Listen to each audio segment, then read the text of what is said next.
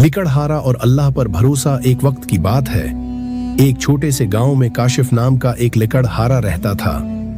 गांव सब्ज खेतों और कच्ची पगडंडियों से भरा हुआ था, मगर काशिफ का घर बहुत सादा सा था।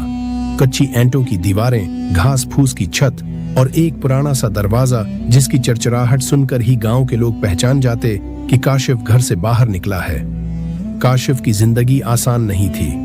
सुबह सवीरे फज्र की अजान सुनते ही वो उठ जाता, नमाज पढ़ता और फिर अपनी पुरानी सी कल्हाड़ी और रस्सी लेकर जंगल की तरफ निकल जाता।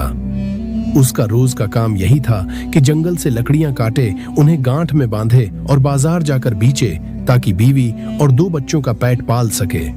वो दिन रात मेहनत करता था, मगर कमाई बस इतनी ही होती कि घर का चौल्हा जल सके। लेकिन एक बात सब जानते थे, काशिफ कभी शिकायत नहीं करता था। वो हमेशा यही कहता, रोजी का मालिक अल्लाह है, हम बस मेहनत करते हैं, बाकी इसी पर भरोसा है।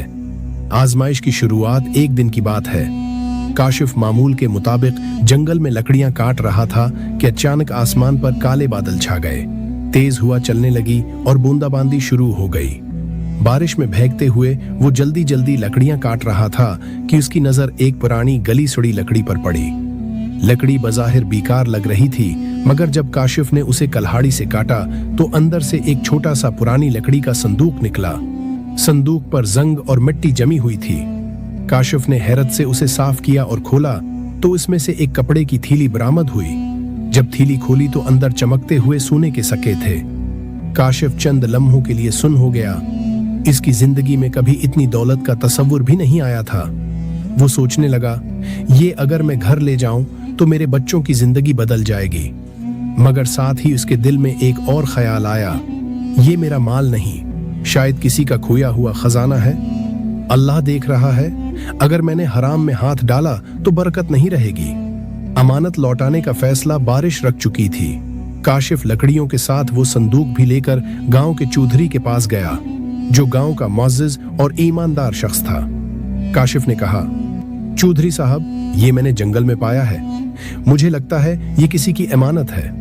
आप गांव में ऐलान कर दें, जिसका माल है वो आकर ले जाए। चौधरी हैरान रह गया। उसने कहा, काशिफ, आजकल कौन इतनी ईमानदारी दिखाता है? तुम चाहो तो ये तुम्हारा हो सकता था, मगर तुमने अल्लाह के डर से इसे वापस करने का सोचा। गांव में कई दिन ऐलान होता रहा, मगर कोई दावी करने न आया। आखिरकार चौधरी ने वो सोना काशिफ को वापस देते हुए कहा, बेटा, ये अल्लाह ने तुम्हें दिया है, तुम्हारी नीयत साफ थी, इसलिए ये तुम्हारा हक है। नई आजमाइश सोना मिल जाने के बाद काशिफ के लिए जिंदगी आसान हो सकती थी, मगर उसने फौरन अपनी बीवी से कहा, ये अल्लाह का दिया हुआ है, हमें उसमें से दूसरों का हक भी निकालना होगा। इसने सबसे पहले ज़कवा निकाली, फिर गांव के यतीम बच्चों के लिए कपड़े और खाने का इंतजाम किया। कुछ रकम बीवी ने घर की मरम्मत पर लगाई, मगर बाकी काशिफ ने महफूज कर ली ताकि मुश्किल वक्त में काम आए। चंद महीने सब कुछ अच्छा चलता रहा, मगर एक दिन गांव में खशक साली आ गई। बारिश न होने की वजह से खेत सूख गए, इनाज खत्म होने लगा और लोग भूख से तड़पने लगे। काशिफ के पास जो सोना बचा था वो उसने गले और पानी के इंतजाम पर खर्च करना शुरू कर दिया।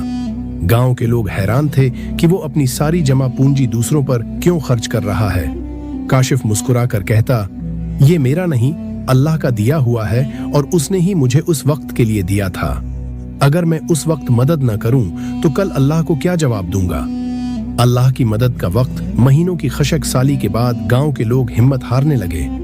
एक दिन काशिफ फज्र के बाद मस्जिद में दुआ कर रहा था, या अल्लाह, तो ही रोजी देने वाला है, हमारे गांव पर रहम कर। इसी दिन शाम को आसमान पर बादल आ गए और मूसलाधार बारिश शुरू हो गई। खेतों में जान आ गई, दरिया भर गए और गांव की खुशहाली लौट आई। गांव के लोग काशिफ के पास आकर कहने लगे, ये सब तुम्हारी नेक नीति और अल्लाह पर भरोसे का नतीजा है।